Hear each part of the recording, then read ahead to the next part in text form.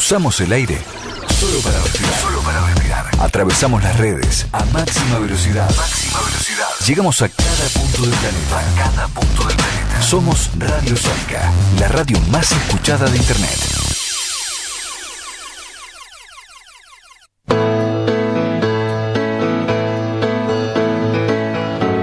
Cuando no recordamos lo que nos pasa, nos puede suceder la misma cosa. Son esas mismas cosas que nos marginan, nos matan la memoria, nos queman las ideas, nos quitan las palabras. Si la historia la escriben los que ganan, eso quiere decir que hay otra historia, la verdadera historia. Quien quiera oír, que oiga. Nos queman las palabras, nos silencian y la voz de la gente se oirá siempre. Inútil es matar, la muerte prueba que la vida existe. Cuando no recordamos lo que nos pasa, nos puede suceder la misma cosa. Son esas mismas cosas que... Muy buenas noches, estamos en una nueva emisión de Luces y Sombras de nuestra historia. Les voy a recordar a los oyentes nuestros teléfonos para que se puedan comunicar y, bueno, brindarnos sus inquietudes, preguntas. Estos teléfonos son 4371-4740, repito, 4371-4740. Y también tenemos el WhatsApp para que nos manden sus mensajes, que es el número 11 22 62 77 28. Repito, 11 22 62 77 28. También se pueden comunicar vía Facebook a sonicaradio.com. Bueno, hoy vamos a tener un programa muy interesante porque vamos a hablar de un suceso histórico que fue verdaderamente un parteaguas para la historia argentina, como lo fue la Batalla de Caseros. Para eso tenemos dos grandes invitados, Pipo Pistelli, Pepe, alias Pepe, y Pepe Muñoz Aspiri y Javier Garín. También le vamos a dar la bienvenida a nuestro operador estrella Camilo. Y bueno, vamos a introducir el tema. La batalla de Caseros, que sucedió el año 1852, el 3 de febrero más precisamente, en la cual se va a enfrentar el ejército grande, armado por Urquiza, que fue realmente una coalición de fuerzas, ¿verdad? Formada por el Imperio de Brasil, los exiliados en Uruguay. Recordemos que estaba el sitio de Montevideo por Oribe, y también las provincias de Entre Ríos, Santa Fe y Corrientes, enemigas de Rosas. Bueno, en este enfrentamiento va a salir derrotado Rosas y va a marcar el fin de su segundo gobierno, que estuvo marcado por los conflictos internos y los conflictos externos, ¿verdad? De los cuales Rosas salió siempre bien parado, lo cual demuestra su capacidad política, militar. Y bueno, esta batalla tuvo sus consecuencias importantísimas, ¿no es cierto, Pepe? Sí, netamente. No voy a hacer yo una apología del gobierno de Rosas y la Confederación Argentina, pero esto es evidente y creo que lo acepta inclusive la historia oficial. Estoy hablando de la historia que Jorge Oscar Solé la llama como mito marxista, que evidentemente no haberse existido un hombre como Rosas, y no estoy hablando de Rosas, sino de la gente que lo acompañó, entre ellos, por ejemplo, intelectuales como el gran Napolitano, que el otro día se conmemoraron un aniversario de él que llevaba el archivo americano, de no haber sido por la Confederación Argentina. Lo que es nuestro actual territorio tal vez se hubiera partido en 4 o 5 pedazos. Que quizás esto se haya hecho a sangre y fuego, es verdad, pero es verdad que cuando asume Juan Manuel de Rosas, lo hace con la suma del poder público que él pide que sea votada, porque Sí. veníamos de un terrorismo unitario. Eran tiempos brutales, y eso se ve inclusive hasta en Bernardo de Quirós, un gran pintor nuestro que tiene un cuadro que es terrible, se llama Los Degolladores, donde está mostrando justamente el martirio, porque para mí es un martirio, ¿no? Que tuvo Marco Avellaneda, que lo están degollando, pero eso iba de un lado y del otro. Ahora, evidentemente él cumplió un proceso en el cual se le estaba pidiendo una institucionalización que venía de afuera y que no era tal, pero el verdadero federalismo también lo llevaban caudillos del interior, como el revisionismo nos recuerda a Pedro Ferré de Corrientes, un gran caudillo, y que aparte era un gran industrialista, que después lo toma Mariano Fragueiro, porque él estaba desarrollando astilleros y una industria naviera, y con los bloqueos no le permitía, ¿no? Yo sé que Urquiza fue un gran caudillo, pero no me resulta simpático. Creo que la gran derrota argentina no es tanto Caseros, pero sí es Pavón. Sí. Y esto es Pavón, es el vengador, así como fue el vengador de Dorrego, estoy diciendo literariamente, Rosas, el vengador de la Confederación fue Ricardo López Jordán, y no estoy diciendo por el hecho monstruoso del asesinato de Urquiza, ¿no?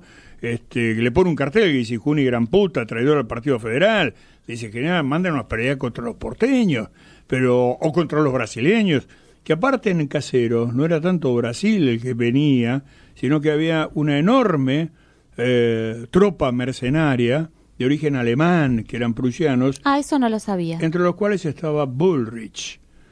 Y esto lo dice justamente cuando tiene una polémica Arturo Jaureche con Silvina Bullrich, le dice: no te hagas la rata cruel, porque tu ancestro era un mercenario que vino acá, y siendo tomado prisionero le daban las obras del asado y amenazó con suicidarse porque no estaba acostumbrado a comer carne constantemente, obviamente, ¿se acuerdan? Después terminaron siendo consignatarios de Hacienda. Bueno, pero los países se forman así. Claro. Bueno, pero eran los cuadros terribles. Y cosas como, por ejemplo, un unitario que al ver los cuadros extranjeros que se enfrentan con la Confederación se da vuelta, que es Martiniano Chilabert, Sí. al cual lo asesinan mal y lo Muy asesinan feo. por la espalda, porque vergonzosamente, una de las actos Eso más fue un cobardes crimen. de Urquiza, ¿no? Uno de Porque los fue tantos. una orden directa de Urquiza que no se bancó que le parara el carro Que le parara el carro. Chilabert, Sí, y lo es mandó verdad. a fusilar y asesinar salvajemente después de la batalla, cuando era un prisionero Cuando rendido.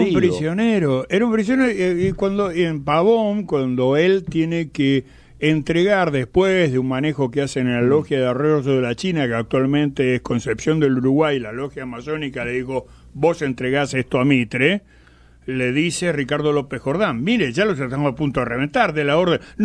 No quiero derramar más sangre. Nada menos que Urquiza, Sí. que mataba a gente. No estoy diciendo que Urquiza fuera el único, a ninguno le temblaba el cuchillo en esa época, ¿no? Lógico, por ejemplo, yo soy rosista, me encanta su figura, pero ¿qué crees que te diga? Lo de Camilo Gorman lo tengo acá. Claro. Sí. Y varias, hay cosas que no me las puedo traer. Una época muy brutal, con mucha brutalidad de todos los bandos. Actualmente también, ¿eh? Sí, bueno, pero digamos que Ayer no era sé. más evidente.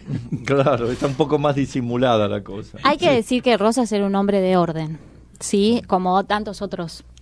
Pero por cabos. eso por eso lo pidieron y Sí. lo votaron, ¿no? O sea, más allá, claro, en los procesos generalmente cuando hay una gran conmoción producto de una revolución, llega el momento en el cual la propia sociedad se pudre, se cansa pasó en Francia con Napoleón. Sí. Llegó el momento en el cual se buscó un hombre de orden. Bueno, esa historia vos la conocés muy bien.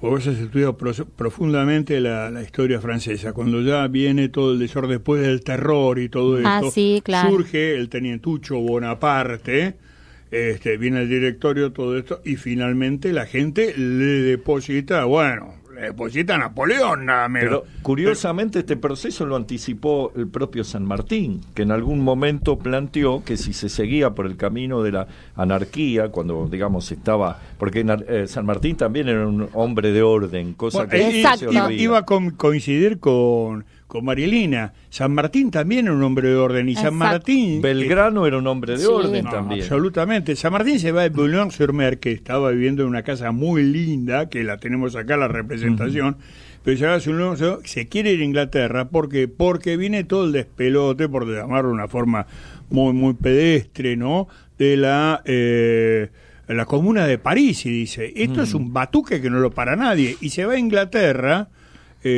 no porque le gustaron los ingleses, sino porque era el único país ordenado en ese momento. Ahora, me estoy acordando de lo que decía Giovanni Papini, que hizo una imagen literaria muy linda respecto a Rosas, que decía, Rosas fue el César de la Pampa y Dorrego fue su Draco. Es muy bonita literariamente, ¿no? La imagen pasó está algo buena. así como en las guerras civiles, vos lo tenés a Mario, Claro. que es el Partido Popular, y lo tenés a Sila. Estamos hablando de la antigua Roma. De la antigua Roma, pero porque estamos alguno va a diciendo que- decir de qué se No, pues, trata. porque si no, Pero sí lo sabe bueno, lo Cante. que pasa que Pepe, estamos con Pepe Muñoz Aspiri, que es un gran historiador Y antropólogo. y Ah, bueno, aparte también. muy afecto a la historia antigua, cosa que yo también comparto, aunque no conozco tanto No, pero sobre cuando el hay tema. estas comparaciones, digo que lo que a nosotros nos pasa, en cierta forma, ya lo hemos vivido. Entonces a mí me encanta decir que Malvinas, esa batalla fue las Termópilas argentinas, es decir, que hubo gente que sabía que iba a perder y fue... Estoy haciendo, si vos querés, paráfrasis literarias, una cosa así, pero es que los el mundo procesos antiguo se ya no nos repiten. decía lo que nos iba a pasar, Las ¿no? situaciones se van repitiendo, eso que decía los versos de León Felipe. ¿Quién lee 10 siglos en la historia y no la cierra al ver las mismas cosas siempre con distintas fechas, ¿no? Eso es hermoso Muy de León lindo. Felipe, Sí. ¿no? Es También muy me estoy lindo. acordando de otro, justamente, Ol- Alberto Abreu, como decía, quién construyó Tebas, pero con respecto a quién construyó la Argentina, ¿no? La construyeron nuestros grandes héroes. ¿Y quiénes fueron los gauchos? ¿Quiénes fueron los negros? Porque acá no nos... esto se hizo con sufrimiento de la sangre de... No me gusta decir originarios, me gusta decir los naturales de la tierra, que son los pampas que se ofrecieron de voluntarios delante de Liniers diciendo, vamos a pelear contra los chaquetas colorados, ¿no? Claro. Porque somos un pueblo multígeno. Por eso me molesta mucho el indigenismo, en el sentido que están haciendo una suerte de exclusión al revés. Y acá hay que reivindicar que somos una mezcla de todos. Ahora, que hay comunidades de origen... de naturales, de origen aborigen. Aborigen significa aborigen, viene el origen, que están siendo, por los Benetton, todo esto, que reivindican como campesinos marginados, porque son argentinos y tienen tantos derechos como cualquier otro. Por todo eso. Bueno, pero tiene que venir, ¿a qué viene todo esto? Porque tiene que ver, Caseros, porque Caseros se definen muchas cosas que ya vienen desde los orígenes de independencia. Los orígenes de independencia está siempre presente el Imperio Británico en su política exterior, que tiene que ver también en Caseros y que tiene que ver posteriormente en el mal llamado proceso de reorganización nacional, porque ese gran proceso de desorganización nacional, es decir, ¿cómo terminamos? La Confederación por un lado y Buenos Aires por el otro. La secesión. Una capital, claro, en Buenos Aires y otra en Paraná. Y los europeos decían, ¿dónde mandamos el embajador? No le voy a negar a Urquiza, por ejemplo, que es importante que hicieron, por ejemplo, el Colegio de Concepción de Paraná y de otros lados. Tampoco me voy a quedar con la tontería O sea, del Palacio San José. El otro día, un tonto me dijo, ¿Rosa se bañaba? Digo, ¿a qué viene esa pregunta? Me dice, no, porque yo vi cañerías en el Palacio San José. Ah, qué interesante. Entonces, lo mismo me preguntes, ¿qué perfume utilizaba Evita Perón al lado de lo que utilizaba... Yo creo, digamos, que hay en Caseros hay una multiplicidad de cuestiones Muchas. y que a veces se simplifica, ¿no? Sí, es o sea, verdad. porque tenemos la manía en la historia de simplificar las figuras. Está el bueno, está el malo, está toda la verdad y la razón de un lado, toda la mentira y la brutalidad de la otra. Y la verdad que la historia no es así. No, en eso creo que todo... es complejo. Con Pepe No, y aparte coincidimos. yo coincido con vos en que había ya en Caseros un cansancio y Un defección, cansancio con la figura de Rosa. Sí. Que y si bien- defección de los jefes federales. Por ejemplo, su principal, obviamente su enemigo fue su principal general, que era Urquiza, y se Exacto. le da vuelta. Claro. Pero después el segundo que tenía, que se hace el distraído, era Ángel Pacheco. Es decir, ya había como un cansancio, y hay que ver también un hombre que había gobernado con mano de hierro que no significa solamente amasijar gente, era un tipo que estaba constantemente con papeles controlando todo. Por eso cuando él se va, deja todos los campos, lo que se lleva son todos los documentos habidos y por ahí, son como 3 valijones a Inglaterra. Es lo único, porque le sacan todo. Y en base a eso, el gran iniciador del revisionismo, que es Adolfo Saldías, que no es José María Rosa, le pide a Manolita, ¿puedo ver los documentos? Y dijo, sí, venga. Y él iba a hacer la historia de Confederación Argentina. Empieza a verlo. Gran dijo, obra. Este tipo, no sé. ¿Puedo decirlo? Para que se terminó. Sí. Se lo dedica a Mitre, a su maestro. Mire, traigo esto. Y Mitre cuando lo ve me dice, la historia se hace con documentos, pero no tantos. Y usted se ha despojado de los nobles odios que un liberal debe mantener. Eso es lo más. Pero digo, un hombre que tuvo durante 20 años, papelito con papelito, hay un deterioro. Vos no podés gobernar 20 años, hay un deterioro. Y no gobernaban con Internet. Tenía que haber órdenes, tenía guerras en un lado, tenía guerras en el otro. Entonces hay que entender que ese hombre ya no podía seguir. Perdón. Disculpame que te interrumpí. No, o sea, quería hacer una acotación sobre lo de Saldías. Yo soy un defensor de Saldías. Yo también. Porque me parece muy superior a todo lo que vino después dentro del revisionismo. Pero no te quepa duda, hermano. Creo que está, digamos, una gran obra, yo sé que muchos son muy fanáticos de José María Rosa, pero realmente Saldías es muy superior en cuanto al tratamiento de digamos. Fuentes, sí. Pero bueno, eso son evaluaciones. El propio Pepe Rosa lo aceptaba. Sí. Pepe Rosa decía que él nunca iba a tener la pluma que tenía Saldías. La pluma y la objetividad, porque digamos, cuando uno lee esa época, a Rosa, hay un cierto panfletismo. Rosa digamos. estaba combatiendo la época del peronismo y el antiperonismo. Sí. Perón no era revisionista, por eso todos los ferrocarriles le pone General Urquiza, General Cuando le dice, ¿por qué le puso todo esto?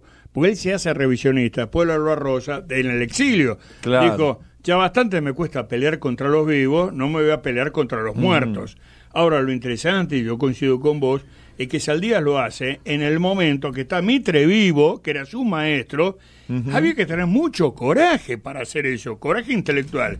Y una pluma formidable que el propio Pepe Rosa lo dice, porque yo creo, y esto se van a enojar mis científicos, colegas de la universidad que no saben escribir, y que te dicen, digo, no, la historia es un género literario. No, la historia es científica. Entonces escribí como Tulio Alperindongui, que nadie le entiende un pomo, que escribe sin punto ni coma, que escribe con párrafos interminables, con sobreentendidos, solamente entendidos por ellos, y evidentemente Mommsen era una manga de giles, ¿viste? Claro. ¿Cómo empezó la historia? Empezó como un género literario, esa es la verdad. Esa es la verdad. Empezó con Herodoto, y empezó con el mito, empezó Xenofonte, pero empezó con Homero, si vos querés. Claro. Después lo fuimos afinando. Ahora, ser científico no tiene que ser un pretexto para escribir mal, muchacho. Claro, ahí está. Y poder ser científico, y los hay científicos, inclusive lo hemos tenido a Horstmann hace poco, pero esos tipos escribían bien. Claro. Y tenés un gran, creo que el mejor, ya sé, no me digas nada, el mejor historiador de la falange que tiene España es Jan Gibson, que es un irlandés, o no sé si es inglés. Los mejores historiadores de España son ingleses y son irlandeses, y escriben muy bien. Decir que los españoles aceptan eso, ¿eh? Bueno, vamos a llamar entonces... Perdón. No, todo bien. Vamos a llamar a nuestro invitado, Carlos Pipo Pistelli, a ver si nos podemos comunicar con él. Hola, Carlos. Todavía no. Mientras lo estamos rastreando a Pipo, que escribió un artículo muy lindo sobre Roque Sáenz Peña. Sí. Excelente artículo, salió ayer. Otra figura interesante. Estábamos hablando con vos, Javier, antes. Otra figura que todavía merece el debido reconocimiento, porque fue una figura no solamente argentina, sino panamericana. Panamericana. Digo Panamericana por la actuación que tuvo en Estados Unidos en el primer Congreso Panamericano, sí. Que estuvo con Manuel Quintana y que les pasó el carrito por todos lados a todo el mundo. Un hombre, hay que leer los discursos de ese Roque Sáenz Peña, ¿no? Bueno, ya estamos perdón, Javier, estamos en comunicación con Carlos Pipo Pistelli. ¿Nos escuchás, Carlos? Sí, los escucho. Acá, ¿cómo les va? Bien, Buenas ¿vos tardes. cómo estás? Buen feriado. Bueno, muchas gracias, igualmente. A toda la mesa. Bueno. A Pepe en particular, que es la primera vez que nos cruzamos. Claro, a Pepe lo saludás, a mí que me parte un rayo, ¿no? Y te traje mi libro y me dejaste colgado llorando como una chica despechada en la esquina. Bueno, pues ya no nos encontrás, Carlos. Claro. Magnífico tu artículo de Sáenz Peña, que lo leímos hoy, lo estábamos comentando hoy en la radio con Javier, Que sí. Figura que tiene que ser verdaderamente revalorizada, que vos ya lo has comenzado a hacer. Es uno de los grandes hombres de la historia argentina. Sí. Un gran político. No solamente de la historia argentina, la historia de América. Sí. De América. Ahora, ya vamos a volver sobre eso, pero no nos queremos ir del tema del día, y como acá nosotros nos empezamos a ir por las ramas, necesitamos una persona que nos ordene un poco, y para eso es que Marilina te hizo llamar, porque ya estaba cansada de escuchar cómo nos íbamos por las ramas. Así que, Pipo, danos un panorama de la batalla de Caseros, de cómo fue esa batalla, de qué significó en la historia argentina, y también el contexto, ¿no? Sí. Es llamativa porque es una guerra que dura muy poco tiempo. Sí. Una guerra que no dura ni seis meses. En una sola batalla se definió todo. Increíblemente el sistema americano de Rosas, que había funcionado de perillas hasta ese momento, se derrumba. Lo que me hace la primera pregunta que siempre me hago cuando leo y estudio la batalla de Caseros es fundamentalmente la actitud de Rosas con respecto a él comandando esa guerra, ¿no? Que es lo que más me llama la atención, el análisis, digamos, del hombre, del personaje, de la persona que forma el hombre público. Eso me llama la atención. En principio, lo que te podría decir es que la guerra que desemboca en Morón, que los brasileños llaman Caseros, porque en un primer momento Urquiza llama Morón a la batalla, hasta que los brasileños le dicen, mirá que nosotros peleamos en Caseros, o sea que nosotros somos, porque Rosas en la batalla se ubica, porque la batalla es en la cercanía de lo que hoy es el Palomar, ¿no? Es el colegio militar, si no me equivoco. Sí, es verdad. Y Rosas, había un casero que era Diego Casero, y él se ubica ahí en el movimiento de las tropas.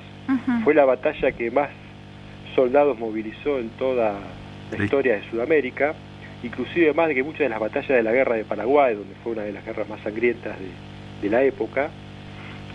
Y el contexto histórico de la batalla que desemboca en Morón tiene que ver con 3 o 4 cuestiones que deben relatarse, porque hay cuestiones que se dirimen en Morón que todavía tienen presente. Eso es lo importante. Por eso es tan importante la batalla de Morón, no solamente por el hecho histórico en sí, no solamente porque la figura de Rosas abre el debate de las corrientes historiográficas. Ustedes estaban hablando de Saldía, que es el primero que empieza una reivindicación de Rosas sin sacar los pies del plato.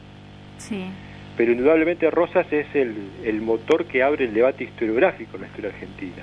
Pero muchas de las cosas que se plantean y se dirimen en una batalla como la de Morón tienen presente, porque el contexto histórico, el marco histórico son, en primer lugar, la vieja rivalidad que heredan Argentina y Brasil de Portugal y España por el control del subcontinente, y eso tiene presente, eso es indudable. Yo los estoy escuchando bajo, pero ¿estamos bien? Estamos, se te escucha sí. perfecto. Se escucha perfecto. Estoy medio sordo como Torne, el héroe de Obligado. En segundo lugar, cuestiones que tienen que ver de las consecuencias de la desaparición del Imperio Español en América y las internas del Virreinato del Río de la Plata, en donde Asunción y Montevideo rivalizaban con Buenos Aires. Eso también se dirime en la batalla de Morón.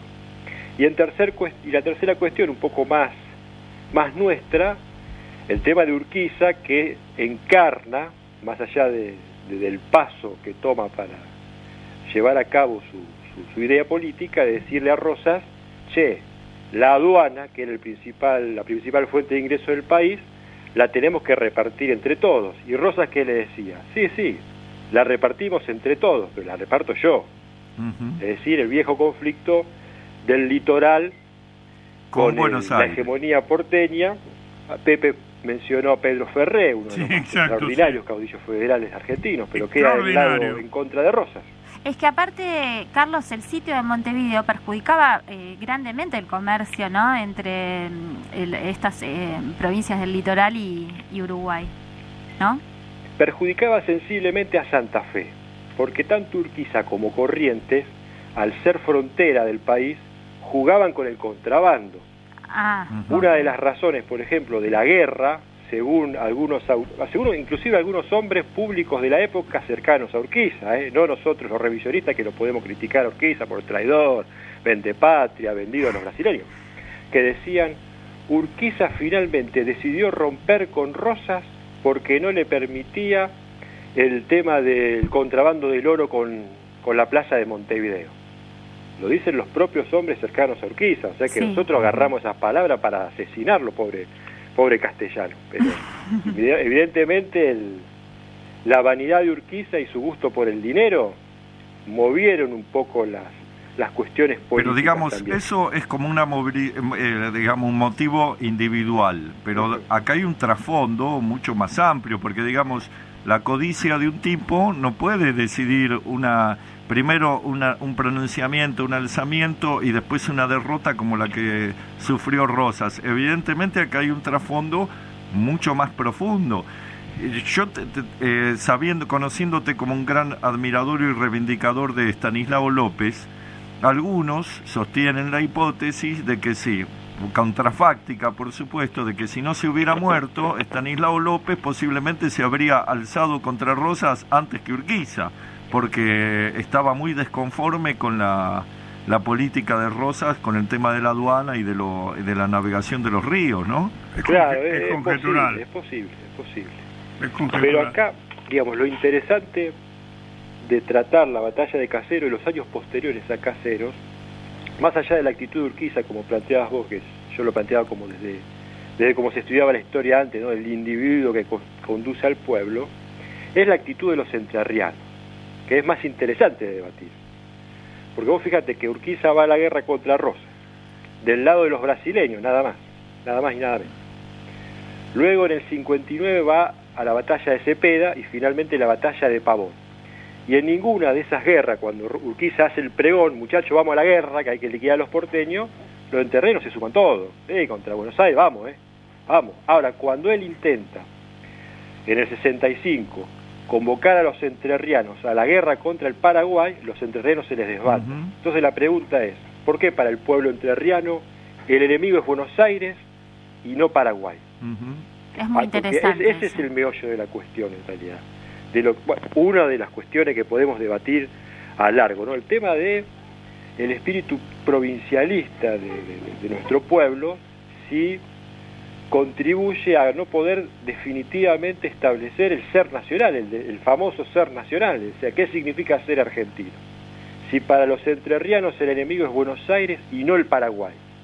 Eso es llamativo la actitud de los entrerrianos en ese sentido, que lo acompaña a Urquiza hasta el último momento de su vida. Bueno, y decían que José Hernández, cuando anduvo medio exiliado y refugiado para allá por tus pagos, o cerca, digamos, escuchó, no sé si en Paraná o en Santa Fe, no lo sé muy bien, escuchó una frase que decía, víbora y porteño no han de dejarse vivos.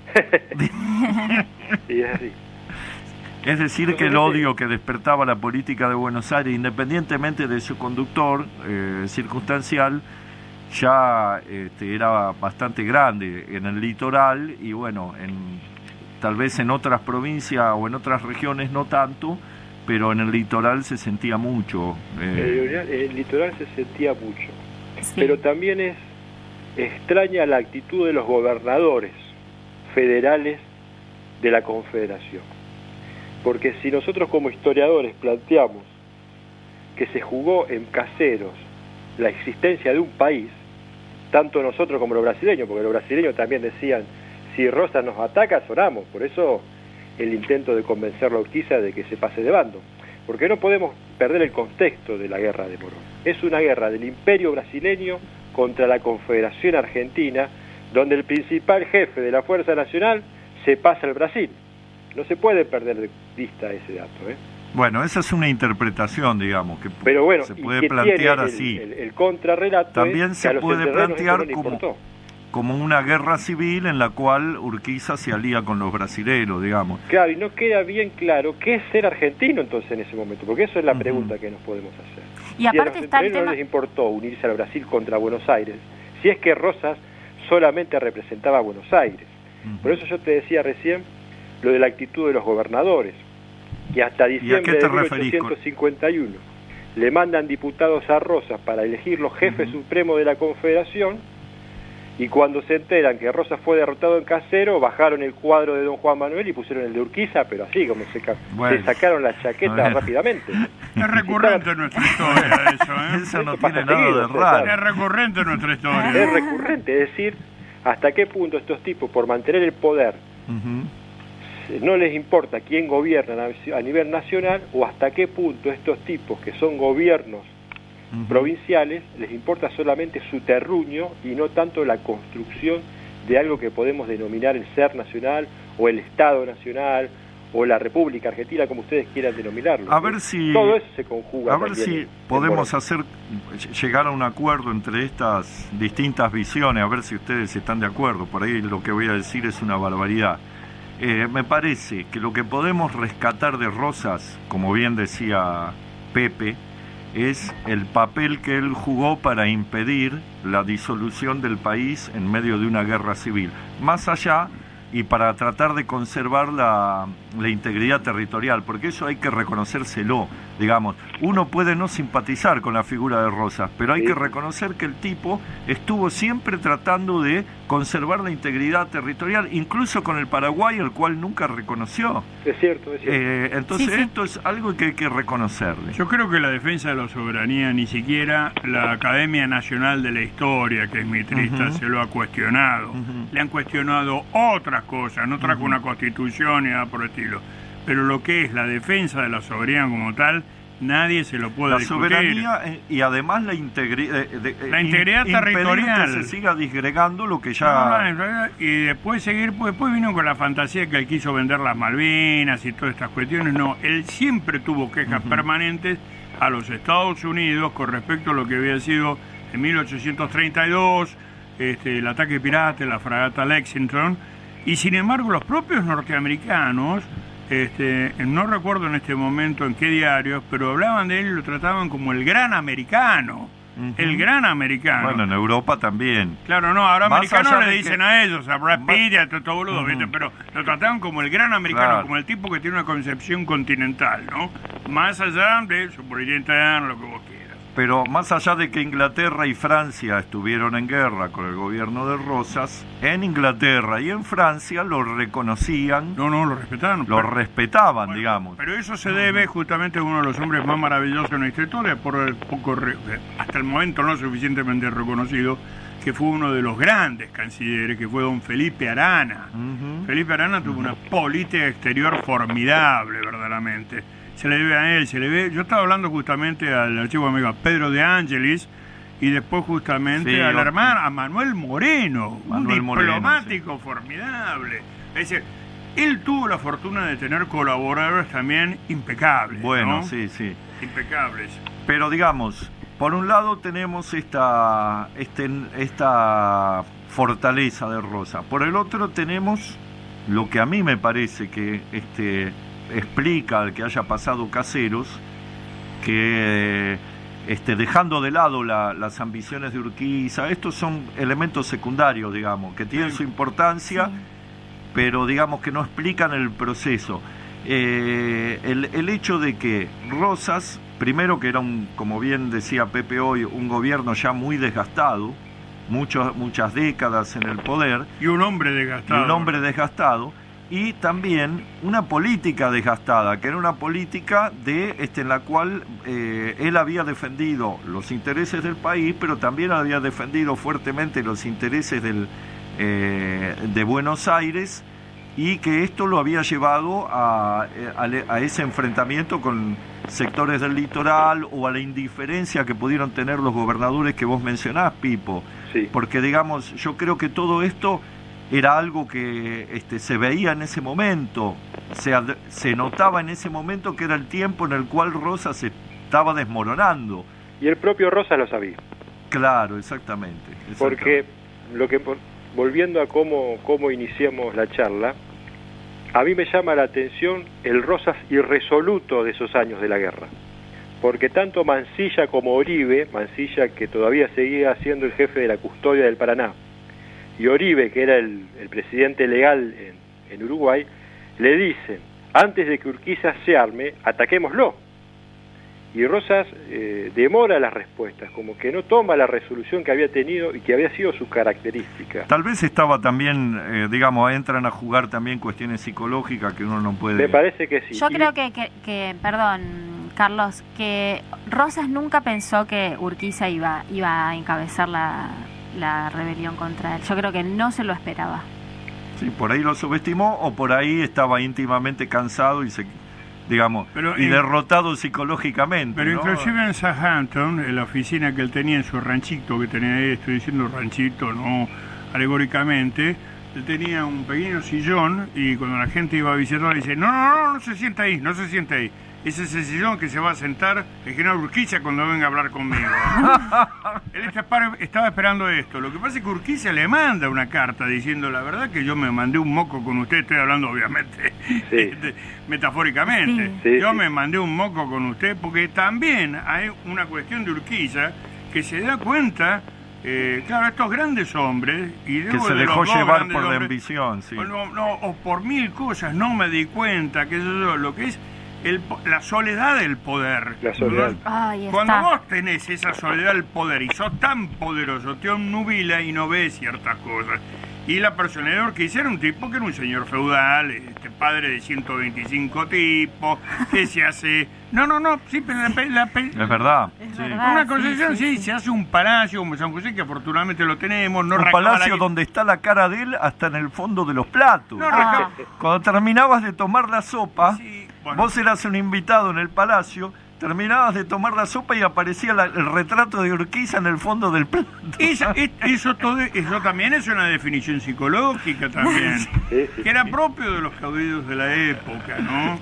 No hay que entender justamente, porque en cierta forma él estaba esperando él se inmola, Urquiza, estaba esperando que en cualquier momento le dieran el palo. De hecho, los unitarios lo traicionan, porque después de que él avanza sobre Buenos Aires, lo dejan solo. Absolutamente. Y rechazan de cabo a rabo el pacto de San Nicolás, y después se secesiona a Buenos Aires. Pero decimos del ejército grande, hay que ver lo que decía Sarmiento de Urquiza. Lo odiaba. Pero cuando decimos unitarios, ahí cometemos un error, porque era el porteño, no importa de qué partido fuera.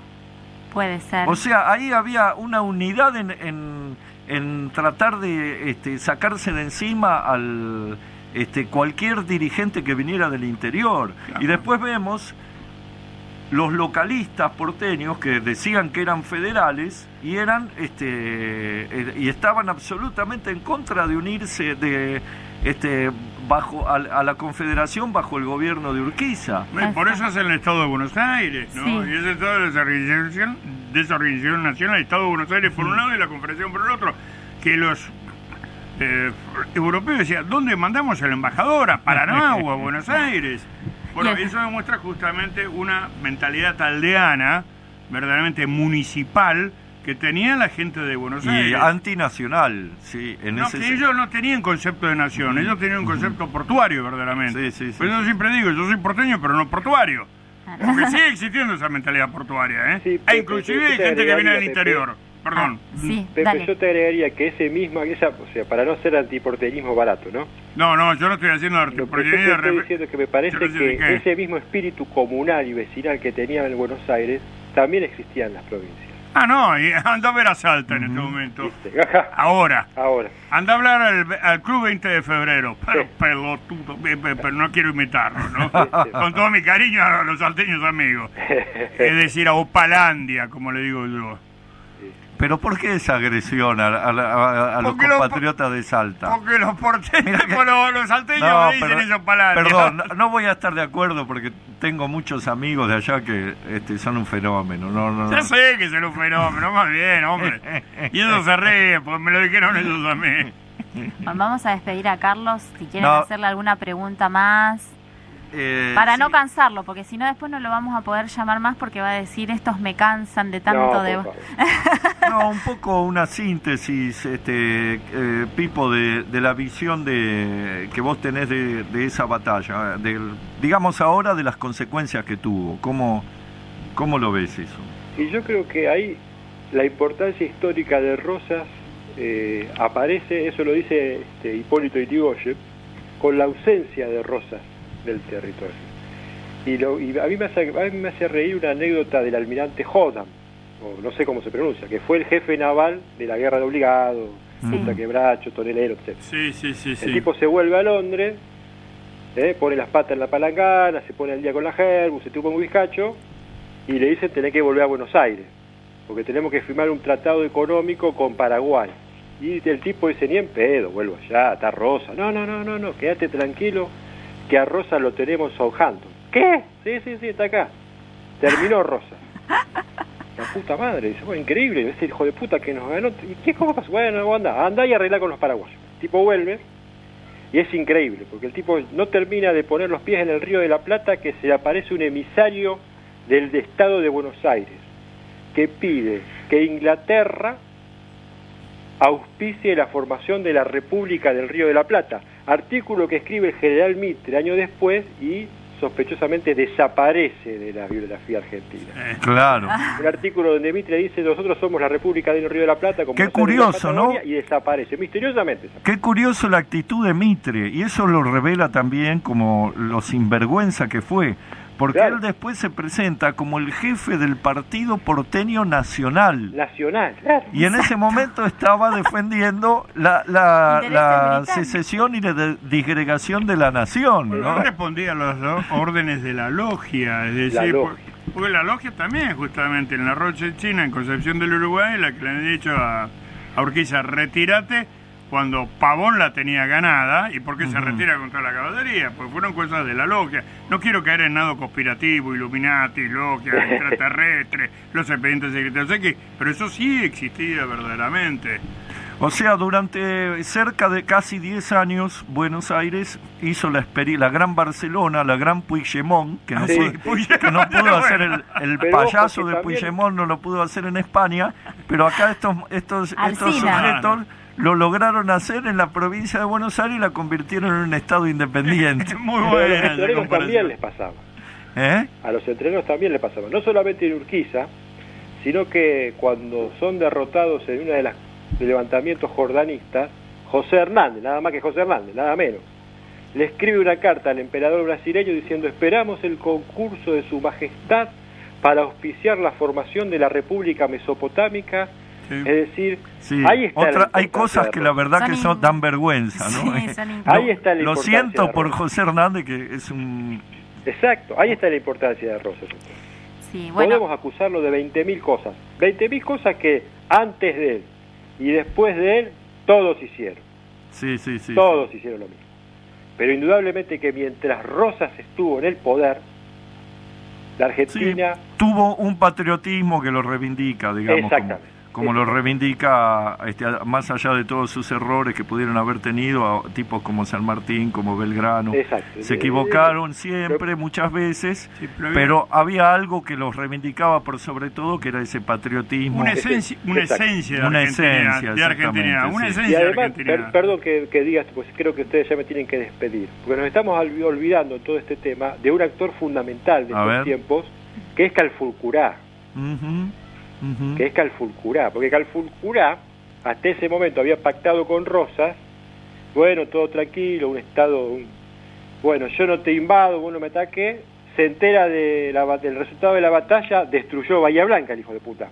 ¿no? Claro. O sea, el muchacho que Claro. estaba esperando el momento para volver a las andadas. Bueno, y son todos procesos que se han dado muchas veces en el mundo. ¿Qué pasó en Yugoslavia cuando, tras la muerte del general, del Tito. mariscal Claro, Tito, claro, la muerte de Josep Tito, Broz. claro. se empieza todo ese proceso de balcanización, De balcanización. y bueno, es terrible, ¿no? Y un dato más sobre la importancia de Morón, así ya no los canso De Morón, más. que del Deportivo Sí. Morón, Yo le digo Morón. vos te referís a la batalla de Caseros. La batalla de Caseros, los brasileños dicen Caseros. Claro, Los argentinos bueno. tenemos que decir Morón. Bueno, vamos a reivindicar entonces Bueno. un nuevo nombre para El pueblo afroamericano. Ajá. Hay a un ver. antes y un después de esa batalla del pueblo Interesante. afroamericano en la historia argentina. Que sería lindo hablar en un programa con gente que sepa. Especial, ¿no? Pero es un tema, porque hay ¿Pero un por antes y qué? A un después de ver, Morón. explícate un poco porque no se entiende. Nos dejás un enigma y no se llega a entender lo que querés expresar. Que la desaparición de Rosas de la historia argentina auspicia la desaparición del pueblo afroamericano en Buenos Aires y en el país. Solamente en la caída de Rosas el 35% de la población era afroamericano, afroargentino, digamos, Afrodescendientes, sí. afrodescendiente, y desaparece de la historia argentina. O directamente africana, y él asistía a los candombes Claro, con su mujer. claro que sí. ¿Y por él qué desaparece? ¿Por qué desaparecen en Buenos Aires y no en Montevideo? Si se viven las mismas cosas en las dos ciudades. Fiebre amarilla, los mandan a la guerra del Paraguay, las guerras civiles, fiebre, el cólera. ¿Y por Bueno. qué en Montevideo todavía hay, en Buenos Aires? O sea que lo que vos me querés decir que lo que dijo Macri de que somos europeos es mentira. Hay otra explicación de que qué desaparecieron grande porque Bartolomé Macri. Digo, Mauricio, perdón. a veces me dicen pongo que mal. Está buena esa, como el Bartolomé gene Macri. blanco es dominante, acá desapareció el componente negro porque se mezclaron mucho, Sí. mientras que en Uruguay no, porque son nazis y hicieron leyes de ¿Pero quién pureza dijo racial ¿Quién y dijo no les eso? permitieron que los chicos negros salieran con las chicas blancas y al revés. Claro, Yo lo leí en la revista pero es un tema Cabildo. para hablar en un programa entero. Sí, es un tema. Y hablamos, inclusive. No, hicimos no, un- inclusive hay que hablar un justamente de la gran, la madre de la patria, que tiene un nombre que escribió Daniel Brión sobre Sí, ella, sí. que fue sargenta, ¿no? Sí, sí. Pero es verdad, es un buen interrogante. La presencia justamente del pueblo afroargentino que hacía los candombes y que iba Juan Manuel, que era rubio, con celeste, con todo, y lo adoraban, todo esto. ¿Por qué desaparecen en Buenos Aires, inclusive en la mayor parte de la Argentina, y por qué están presentes en la banda oriental? Bueno, pero Es una ustedes, buena- escúchenme, ustedes hablan de candombe, acá hay que hablar de Halloween, muchachos. Tenés razón. Está muy bueno eso. Bueno, Carlos, un honor tenerte Bueno, un gusto nuevamente. enorme a Javier, vos, Matilina, y bueno, y un saludo grande a Pepe. Soy un gran admirador de todo lo que escribe él. Gracias, Carlos. Muchas gracias, Carlos. Un saludo muy grande y te esperamos como siempre. Nuevamente esperemos algún día tenerte como invitado físicamente, porque hasta ahora ha sido un invitado Un virtual. invitado espiritual. No pisaré esa ciudad hasta que no ate mi caballo a la pirámide de Mayo, como López y Ramírez. Así tenemos que ser. Está bien, está bien.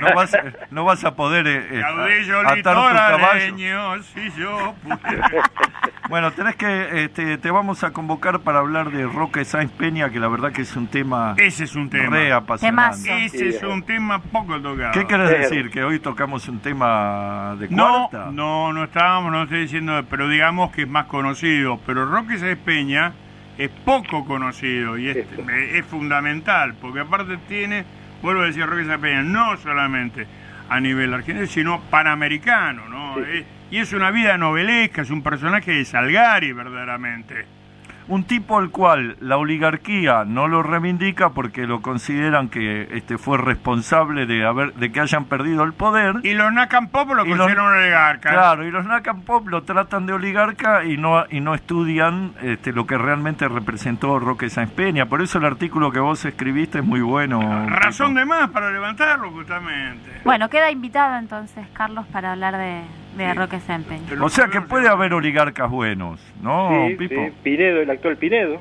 Bueno. El actual Federico Pinedo, hermano de Mariano Pinedo, que tuvo la mejor presidencia de la Argentina. Totalmente. Y yo le aprendimos a quererte de tu querida presencia, comandante Che Pinedo. Se mata de risa cuando decimos esas barbaridades. No, los hay, los hay. Bueno, un abrazo grande. Un abrazo grande, Carlos, gracias. Chao, chao. Chau, Carlos. Bueno, voy a promocionar entonces ahora el libro de José Luis Muñoz Aspiri. Bueno, no importa, igual lo voy a promocionar, que se llama, que es a ver si lo pueden ver, que se llama Se levanta la faz de la tierra, la construcción de una identidad, que está muy bueno, lo recomiendo. Para que lo pueden comprar, si no por internet, ¿no? Se puede comprar por internet, y si no, que hay ciertas librerías en la calle Corrientes, y si no, no sé si en el Ateneo, Gran Splendid, por ahí, pues está casi agotado. Ah, bien. Y bueno, vas a tener que hacer una reedición, Pepe, ¿eh? Seguro, pero los derechos están vendidos y la editorial entró en los expedientes secretos X. Bueno, no, se puede hacer una... Estoy haciendo otro libro. De todas maneras, sí, se puede conseguir por internet. Por internet se puede conseguir. Bien. Y comunicándose con Editorial Fabro, ahí sí se pueden conseguir, que ellos lo tienen, los últimos ejemplares de Editorial Fabro. Pero de todas maneras estoy trabajando en otro sobre naciones y globalización, que tiene que ver con todos los temas que tratamos en este programa, que tienen que ver con la historia, ¿no? Porque la nación es una construcción histórica, ¿no? Yo he estado trabajando en algo de nación y etnicidad, ahora que vienen con todo esto de los originarios y la mujer. Pero ¿por qué ese brote histérico? ¿Qué significa eso? Me tienen podrido de decir, dejan 1.500 laburantes en la calle ayer y me dicen, no, acá lo importante es la mujer. Falta que me hablen de Blaquio, Paloma Efron, que me hablen, que es una cosa por el estilo. Bueno, ¿y los originarios de a quién te vas a referir? ¿A Félix Díaz? Veo que has tenido ¿Al conde Macri? ¿Al conde Macri? Has tenido una discusión. No, la puta. No una discusión. Me tuve que comer una goma el otro día. Bueno, pero volvamos a la historia. Quedan muy pocos minutos. ¿Alguna conclusión, Marilina, Pepe, sobre el tema de Caseros, el rol de Urquiza, el rol de Rosas? ¿Alguna reflexión? No, lo que sí yo veo de Caseros es que yo lo pongo en un artículo ahí que no se repita en lo sucesivo, es que por una confrontación interna con determinada persona o determinado protagonista, cierto sector de la Argentina se alíe con el extranjero. Uh-huh. Que esto ha sucedido. También pasó con el peronismo, con el... Entonces, lo que arreglamos, lo arreglamos entre nosotros. Y no aliarse con el extranjero. Esto pasa para un lado y para el otro. Que no suceda... Si no tenemos, más, sí. No, obviamente no quiero que nos matemos entre nosotros. Pero si no sí, pero es una conducta indigna. Yo no tenía presente esto que menciona Pipo, de que en algún momento el propio José Hernández alguna vez acudió a al mismo subterfugio. Yo mismo me quedé duro. Sí, pero con bueno. toda la admiración profunda a José Hernández. Sí. Entonces es una cuestión que parece que está en el genotipo nuestro, en el fenotipo, en el fenotipo nuestro, ¿no? Que no suceda en adelante tener que aliarte con un extranjero, porque obviamente ese te va a decir a partir de algo, ¿no? Sí. Te va a dar un mordisco en algo. Sí. Curiosamente pasa lo que el propio Martín Fierro dijo, ¿no? Los hermanos se han unido, porque esa es la ley primera, ¿no? Está bien, a lo mejor está salido de contexto, no lo creo, porque Carlos es un historiador muy riguroso y veraz. No, lo que pasa que... Pero habrá sido algún descuido que tuvo José Hernández. En las peleas internas... Muchas veces el odio, el rencor lleva a ese tipo de actitudes que no hemos visto que la ha tenido Sarmiento en su momento, la tuvo Urquiza, la tuvo, hubo varios personajes, los liberales que estaban en Montevideo. No, eso ni hablemos, eso ya Florencio Varela, sí, eso, que viene arriba de los barcos que viene a bombardear a su propia gente, pero también en la historia europea, ha pasado. Franceses que se han aliado con los propios ingleses, es decir, ha pasado dentro de la... Estoy hablando de historia más o menos moderna y contemporánea. No hablemos de la antigüedad, porque si me voy a Grecia y a Roma tenemos traidores, pero para ser dulce. Traidores para ser dulce. Pero mismo lo hemos visto en la Revolución Francesa, en la Guerra Civil inglesa, en la época de Cromwell, posteriormente. Y no hablar ahora... Digamos, Ha pasado muchas veces, sí, es verdad. Ha sido una cosa común. Parece que es... Yo quiero una reflexión muy breve sobre Urquiza. Más allá de que mi familia es entrerriana, una parte de mi familia... Eso no tiene nada que ver, porque muchos entrerrianos no lo quieren, sí. Pero bueno, y el que se lo cargó Urquiza era entrerriano. Sí. Pero bueno, se lo tiende, en Entre Ríos se lo tiende a salvar igualmente, digamos. Pero lo cual es comprensible.